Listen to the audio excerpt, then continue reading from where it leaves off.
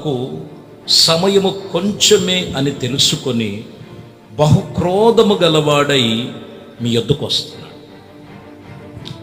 దాని సమయం కొంచెమే ఉన్నాడు సాతానుడికి.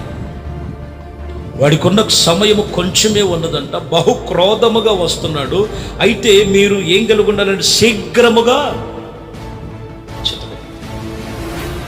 సాతాను క్రియలు లయపరచాలి, శీఘ్రముగా తొక్కాలి. కొంచెమే ఉన్నది సమయం.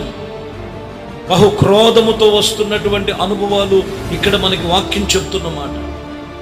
అందుకని ప్రార్థన యందు ఆత్మయందు దేవుని యొక్క సన్నిధిలో అత్యాశక్తి భరితులై ఆసక్తి కలిగి భయభక్తులు కలిగి ప్రభు చెప్తున్నటువంటి మాటల ప్రకారంగా అపవాది తంత్రములు ఎదిరించే శక్తి గలవారై ఉన్నారు.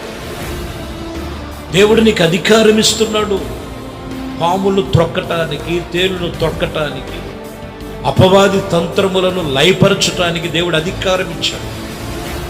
ఆ అధికారాన్ని పొందుకోవాలి మనం. కొన్నిసార్లు అధికారాన్ని కోల్పోతున్నారు, అర్హత కోల్పోతున్నారు, క్రమం కోల్పోతున్నారు. కాబట్టి నీకు అధికారాన్ని దేవుడిచ్చాడు అపవాదిని లయపరచడానికి. ఒకటి, శీఘ్రముగా సాతానుని లయపరచాలి, చితకదు.